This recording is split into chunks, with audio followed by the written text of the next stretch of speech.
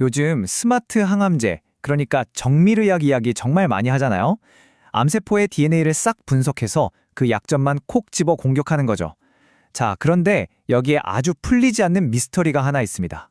뭐냐면 유전자만 딱 보면 이 약이 완벽하게 듣겠다 싶은 환자들한테 막상 약을 썼는데 상당수가 아무런 반응이 없는 거예요.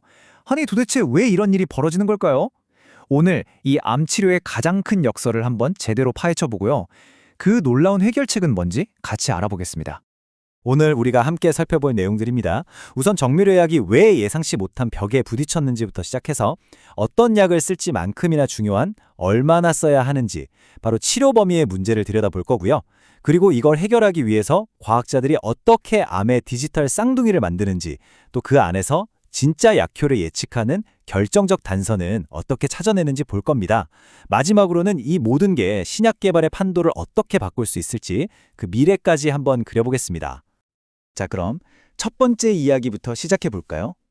정밀의학이라는 이 엄청난 약속이 왜 현실에서는 자꾸만 삐걱거리는지, 그 간극의 원인이 대체 뭔지 한번 살펴보겠습니다. 네, 바로 이 질문이 핵심입니다.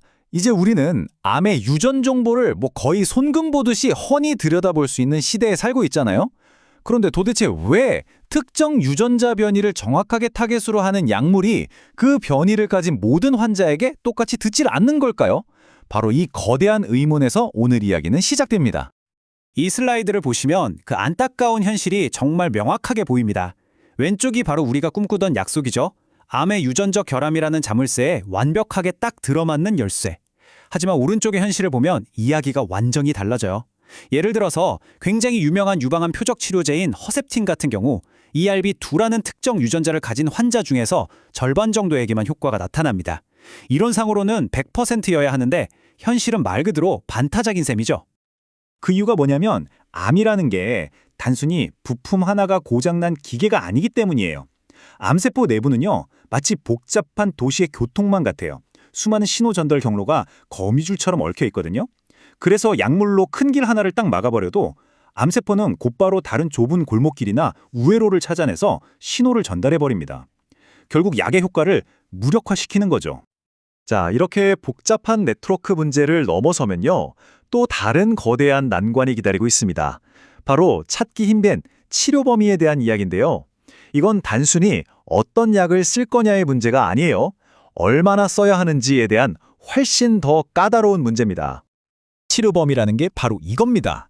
우리 몸의 정상세포는 안전하게 지키면서 암세포만 효과적으로 공격할 수 있는 약물 용량의 최적 구간, 효능과 안정성 사이에서 아슬아슬하게 줄타기를 하는 거라고 생각하시면 돼요. 이 그래프를 보시면 그 어려움이 한눈에 들어옵니다. 자, 한번 보세요. 가로축이 약물 농도인데 농도를 오른쪽으로 갈수록 높이면 저 위로 솟구치는 빨간 선 보이시죠? 암세포가 잘 죽는다는 뜻이에요. 아주 좋죠. 하지만 문제가 있습니다. 어느 지점을 넘어서면 저 파란 선, 즉 우리 몸의 정상세포에 대한 독성도 같이 급격하게 증가하기 시작해요.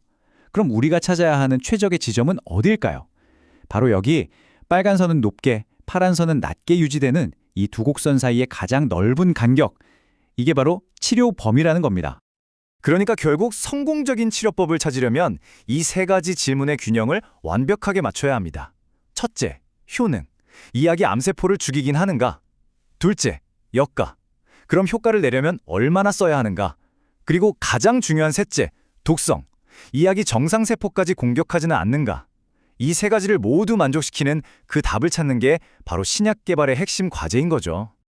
그렇다면 이 복잡하고 어려운 미로 같은 문제를 대체 어떻게 풀 수 있을까요?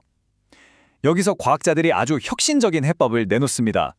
바로 컴퓨터 안에다가 각 환자의 종양을 그대로 복제한 디지털 트윈을 만드는 겁니다. 연구진들이 개발한 게 바로 이 6단계의 정교한 컴퓨터 시뮬레이션 방법인데요.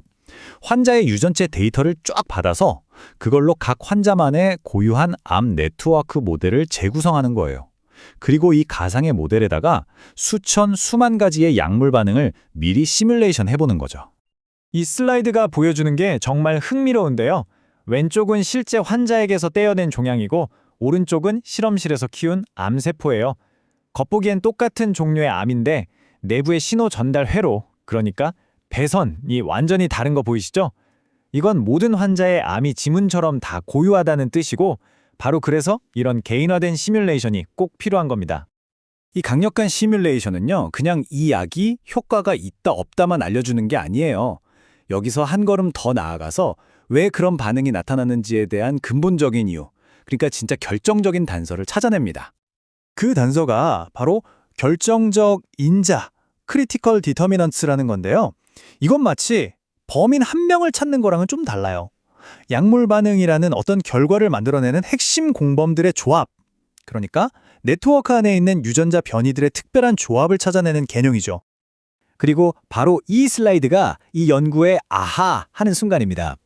자, 왼쪽을 한번 보세요. 기존 방식대로 환자의 모든 유전 정보를 가지고 그룹을 나누면 약에 반응하는 사람과 안 하는 사람이 막 뒤죽박죽 섞여 있죠. 예측이 거의 불가능해요. 그런데 오른쪽을 보세요. 방금 말한 그 결정적 인자라는 새로운 기준으로 환자들을 다시 분류했다니 와, 약물 반응 그룹이랑 비반응 그룹이 정말 놀라울 정도로 완벽하게 분리됩니다. 드디어 예측의 실마리를 찾은 거죠. 결과는 아주 명확했습니다. 이렇게 네트워크 기반의 결정적 인자를 이용해서 예측했더니 기존처럼 단일 유전자 하나만 보는 방식보다 일관되게 그리고 훨씬 더 높은 정확도를 보여줬습니다. 이게 바로 숲, 즉 네트워크 전체를 보는 것의 힘이죠. 자, 그럼 이 모든 놀라운 기술이 합쳐져서 우리의 미래를 어떻게 바꾸게 될까요? 마지막으로 이 컴퓨터 시뮬레이션이 임상시험의 패러다임을 어떻게 완전히 바꿀 수 있는지 한번 살펴보겠습니다. 이 그림이 바로 그 새로운 개념, 인실리코 바스켓 임상시험을 보여주는데요. 여기서 인실리코라는 말이 컴퓨터 안에서라는 뜻이에요. 그러니까 실제 환자를 힘들게 모집해서 시험하기 전에 환자 개개인의 네트워크 모델을 이용해서 약물 반응을 미리 예측해보는 말 그대로 가상 임상시험인 겁니다. 이 표를 보면 그 차이가 정말 극명하게 드러나죠. 기존 방식이 단일 유전자를 보고 통계에 의존하는 아주 느리고 비싼 사후 대응에 가까웠다면요. 이 새로운 인실리코 방식은 네트워크 전체를 보고 결정적 인자로 개인의 반응을 미리 예측하는 훨씬 빠르고 정밀한 선제적 대응이라고 할 수 있습니다. 이 연구가 우리에게 보여주는 미래는 정말 놀랍습니다. 한번 상상해 보세요. 언젠가 우리 각자의 암세포를 그대로 본뜬 디지털 트윈이 컴퓨터 안에서 수만 가지 치료법을 미리 다 시험해 보고 나에게 가장 완벽한 치료법을 딱 찾아주는 그런 날이 올 수도 있지 않을까요? 의학의 미래에 대해 다시 한번 생각해 보게 만드는 그런 질문인 것 같습니다.